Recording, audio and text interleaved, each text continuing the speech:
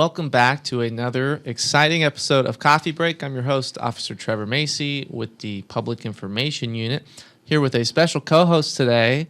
I'm Lori Kimrey, and I am with the Community Policing Office out Patrol West. So you were joining me. Chad is out today. Lori was kind enough to be our guest today, and she's going to co-host the show with me. So welcome. How do you feel about being here on Coffee Break? Well, I'm excited. I'm glad I got invited. This is my first time. So, have you seen the show before? I have. My sergeant was on the show, and another coworker where I work has been on the show. Okay. So we're trending out west, I guess. Yeah, you guys recently went viral. Yeah, we did the Cupid Shuffle with the mounted unit video that we posted on the main Facebook page, and man, it went crazy. Tell me how that idea came about. What were you guys up to that day? So Friday, we were out at Dunkin' Donuts at Kellogg and West Street doing a fundraiser for the Kansas Special Olympics. So we had the mounted unit out there, of course, trying to pull all the punches to gain all the money. And one of the mounted unit guys was like, hey, we should do this line dance video. And our first choice was MC Hammer, but that didn't work out. So we tried the Cupid Shuffle and got the horses to participate in the dance, and man, people just loved it. That's awesome. People love dancing horses. Yeah, who doesn't? It's pretty impressive to see them, move in coordination like that. Yeah, like the mounted unit, they get a lot of likes anytime they get posted doing stuff. Yeah, and one of the horses was one of our new horses, Gravy. So he was his debut. I don't think I've met Gravy. Yeah, Gravy's super soft. He's super cool. How long have we had Gravy? Do you know? I don't know. Just not very long. It was his first event, so he was a little nervous, but I think he's going to be good now that he's got a viral video. Yeah. So one of the things we want to do on the podcast is let people get to know the officers behind the badge, so to speak, behind the uniform. So we ask every guest this question, and kind of who is Lori Kimrey? If you boil it down into a description. Man, I love Halloween, and my friends call me Goth Cop. I think it's funny, but I just love doing this job. It wasn't what I planned to do. I went and got a graphic design degree that I got through college, and I still use it here sometimes. But I love dancing and Halloween, and I love my dogs. What kind of dogs do you have? I have 2 Dobermans. I have an albino white Doberman and a regular black and rust. Yes. So what made you decide to switch from like a graphic design career path to becoming a police officer? I started with another officer. We started in the same class, but we were working at some desk job prior to this, and we were always curious what was going on all these 911 calls, kind of like just wanted to know what was going on. So we're like, hey, let's just try out and see if we like it. And here we are 20 years later. Wow. Still with it. So it just worked out. That's awesome. So 20 years on the department, which areas have you worked, and do you have a favorite area? Well, when I very first started, I was clear out east at Harry and Rock area, very busy with apartments and stuff like that. And then I had a community policing officer at the time that said, hey, you should try community policing. I think you'd be really good at it. Mm-hmm. So actually, he put my letter in for me. Wow. Okay. Back in the old days. Yeah. And I went through the interviews, and in 2005, I started doing community policing out at 21st and Mays area, and I've been there ever since. Okay. So I take it you enjoy what you do. I love doing community policing. It's flexible. We have all these options to work with communities. So it's obviously police work, but we're also building relationships with people out on the street. And we do mentoring and, just all kinds of fun stuff, fundraisers. So we get to do like the fun kind of stuff for the police department. You get to do the Facebook stuff. Yeah, and the Cupid Shuffle stuff. Tell me about, you guys have a Facebook page out west, right? And you're kind of in charge of that? Yes, we do have a specific Patrol West Facebook page. They were doing a trial run to see if people, liked it and stuff. So I am in charge. I kind of run it. Obviously we have different admins that can post on it, but I'm mostly the one that posts on it. So officers will send me pictures from Patrol West that they take, and I post them for them. And so that way it's a little bit more, I guess, personal for people that live out west. I gotcha.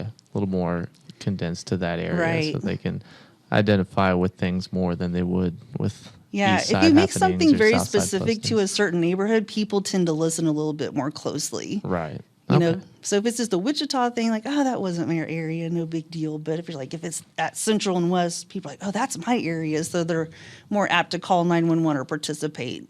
Yeah. Another thing that you guys are well known for doing, and I've gotten a lot of props for, is Second Chance Thursday. Yes. Tell me the story about Second Chance Thursday. How did that come about? What is it? What do people need to know about that? Well, it all started during COVID. So we had a lot of people missing court because of COVID, or court were shut down because of COVID. And we realized that we had a lot of people in the city of Wichita that had traffic ticket warrants. And we're like, well, is there something that we can do to help them so we can avoid them going to jail during COVID, but we can still get them a new court date and maybe they can pay their fines and et cetera. So we got on board with the judge, and he was like, yeah, let's give it a try. And here it's been almost 2 years later, and we're still, you know, it's gotten really popular.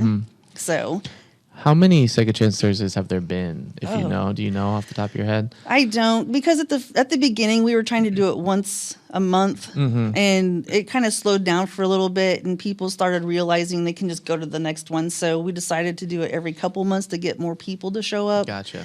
There was a lot of mistrust. A lot of people thought it was a scam, you know, that they were really going to go to jail. Right. But that's not the case. I mean, as long as it's for traffic citations, obviously we can't do Sedgwick County traffic tickets. Right. Just city of Wichita. Obviously we can't do criminal warrants for, you know, domestic violence, DUI, stuff like that. But if you have notice to appears, probation violations, or just your standard traffic ticket warrant, come on in, we get you a new court date.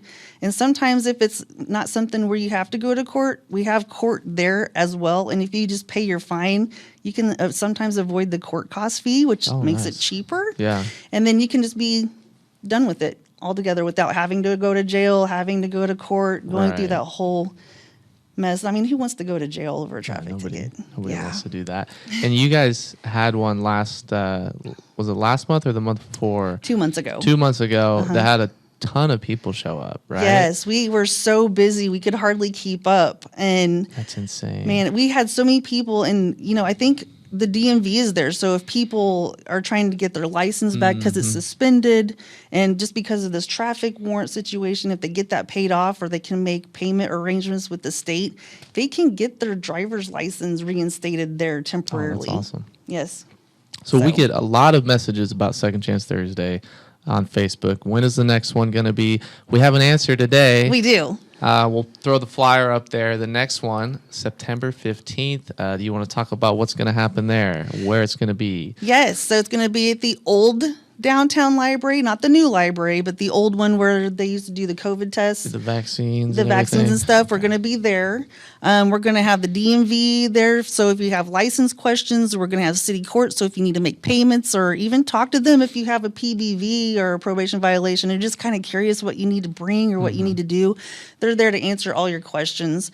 Next step is a program that is a private organization, but they fund, if you're a convicted felon, if you're currently on paper, they will help assist payments for schooling for tech colleges, and they will help you get a job. Some of them get paid more than we do.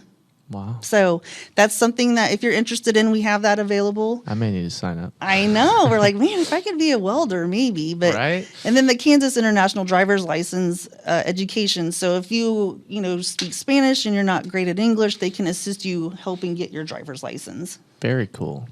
Excited to see the turnout for that one. I'm sure. Yeah, I am too. It seems to get bigger and bigger every time we have one because I think people are now gaining our trust. Just a funny story at the last one, we had a guy that his roommate, they had a bet going that this was just a scam and that he was really going to go to jail. Oh, geez. So he came and took care of his traffic warrant, and he was like, see? So he won the bet, and he went to go to his roommate, got the his winnings for the bet, and came back and paid his traffic fines. And that's funny. So it all worked out. Yeah, it's good that you guys are able to do that, and that people can come and find out. Yeah, it's really not anything. It's not a gotcha thing. Right. You're just trying to help people. It's not a setup. And the big thing is that we really don't want to take anybody to jail. So if you do have a felony warrant, something like that, it's still something we have to book on. So this is not your event. Yeah.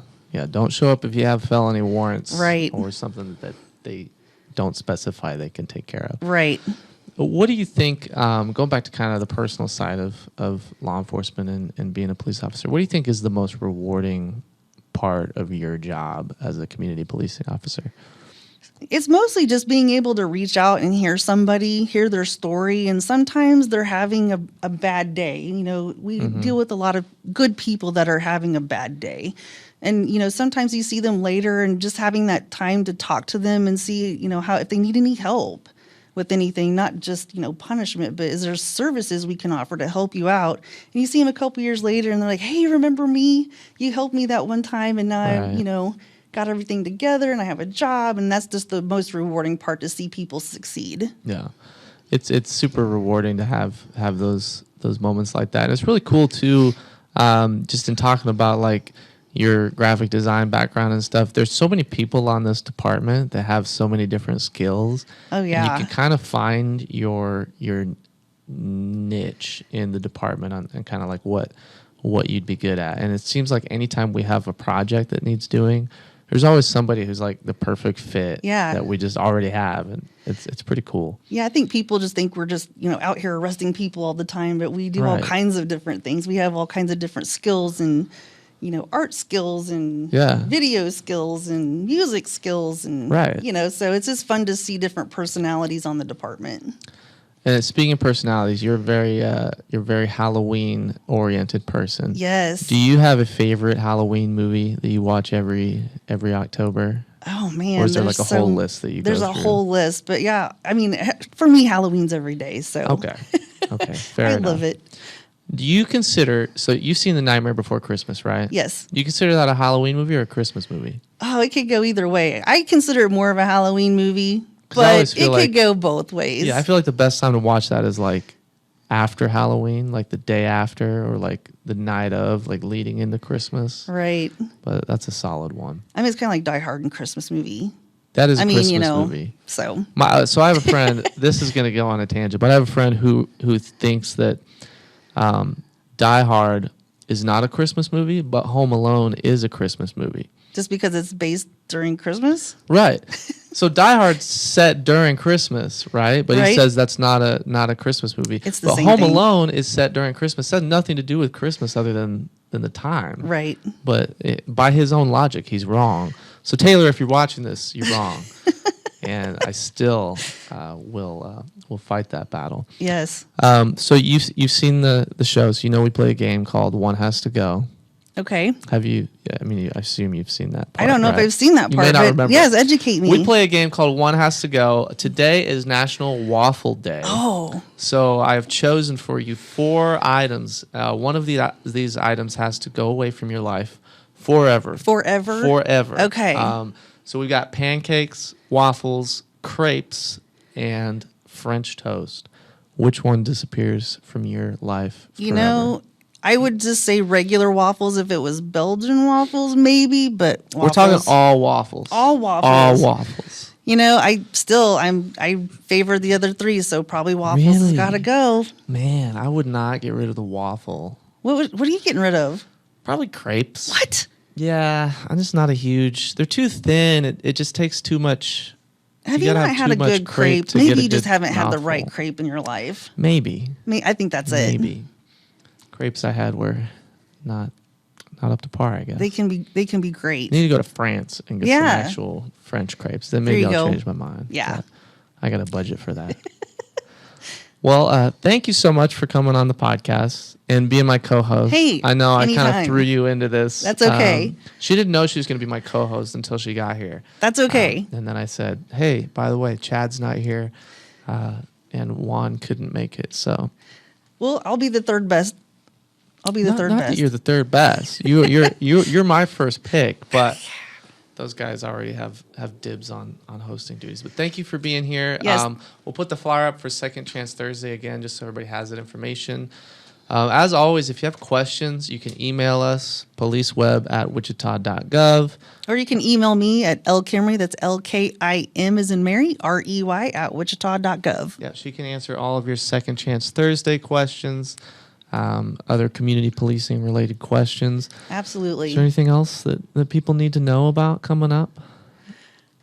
Well, we're working with Youth Horizons currently, which is like a mentoring thing. And so next week we get to do our first meet and greet with that group of kids and working that'd with be them. So cool. we're really excited about Yeah, that. we'll have to get some pictures and stuff. Yeah, we'll take some pictures and post them on both pages. Awesome. Stay tuned.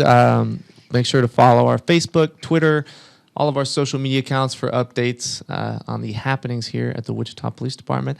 And we will see you next time on Coffee Break.